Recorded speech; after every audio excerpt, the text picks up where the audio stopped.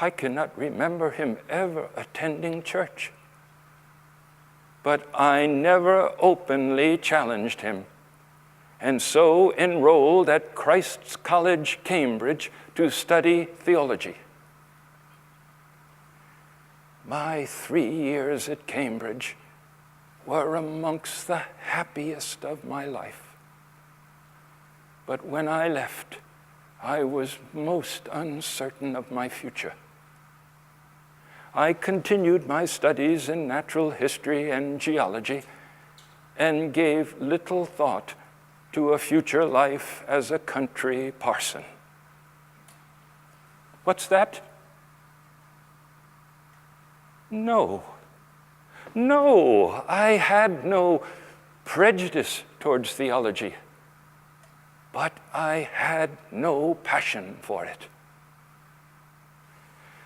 During my last year at Cambridge, I read Humboldt's personal narrative, a recounting of his geological explorations of South America. The book had stirred in me a burning desire to add to the knowledge of natural science. And then, a most remarkable circumstance occurred, an opportunity that changed the course of my life. While at Cambridge, I became friends with John Henslow, professor of botany. He often invited me to his home for dinner. We took long walks together. Being with Henslow, I now imagined a vocation in the natural sciences consistent with my true interests. 10 years earlier, in 1820, the British Admiralty had launched a frigate, the HMS Beagle, exclusively designed for scientific research. And she was being prepared for a 3-year expedition to complete a survey of Patagonia and Tierra del Fuego. Henslow had recommended me for a position on the survey vessel in the role of gentleman's companion to the young captain, Captain Fitzroy, only 3 years my senior. Fitzroy proposed to give up part of his cabin to a young man willing to sail with him and to serve as naturalist without pay. During our interview, he emphasized that if I were to live with him, I must do so simply: no wine and plain meals. I considered this arrangement acceptable. My excitement was intense, but my father demurred, believing the voyage would be a complete waste of time and injurious to my character as a clergyman. Fortunately, Uncle Jos persuaded him to change his mind, and after delay of several months, the Beagle sailed from Plymouth on December 27, 1831. I was 30 years old, the beginning of my new life.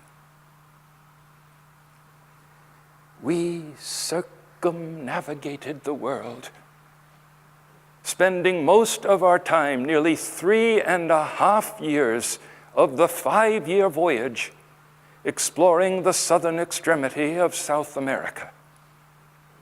We landed in Brazil in February 1832. The memories of the sights and sounds of the Brazilian forest still create wondrous images in my mind. Can you imagine the excitement I felt walking in the jungle for the first time? I felt newly reborn. My mind was a chaos of delight. In one day, I collected 68 different kinds of beetles. I saw the march of army ants, frogs that could rest on the underside of leaves, and trees with trunks of colossal proportion. Everything was new to me.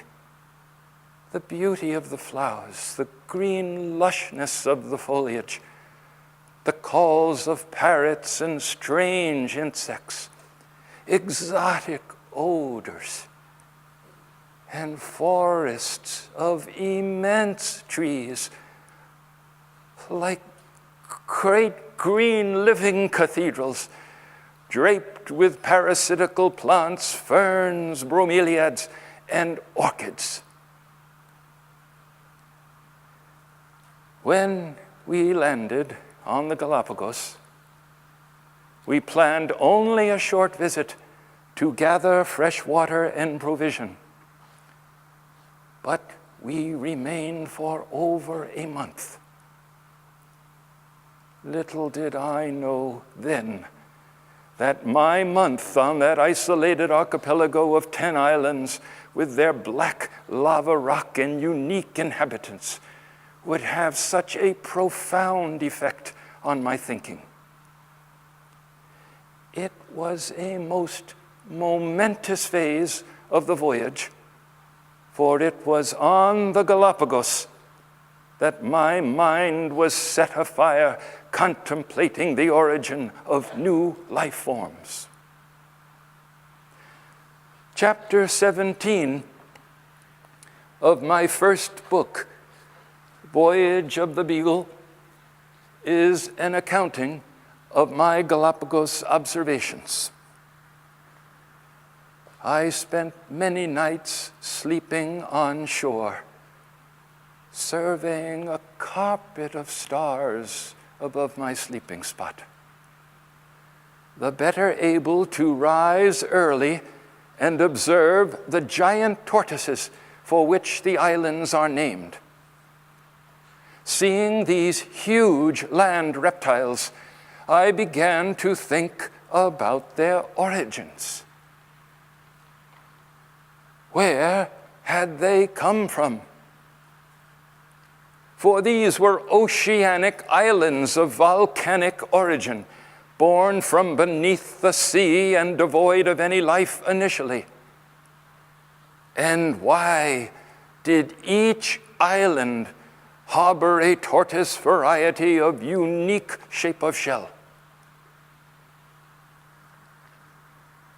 The natural history of these islands is eminently curious and well deserves attention. Most of the species seem to represent aboriginal creations found nowhere else.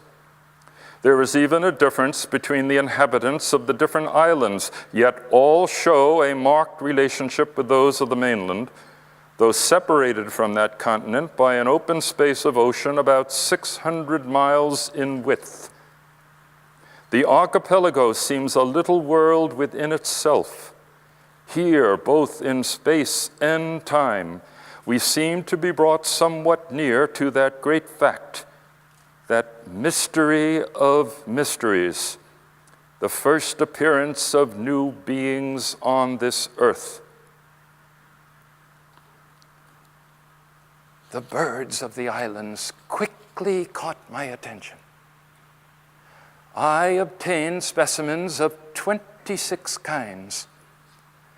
Of these, most interesting to me were a group of finches related to each other, yet existing as 13 distinct species.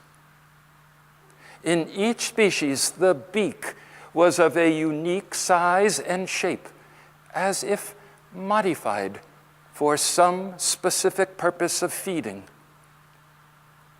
This observation set my brain to spinning.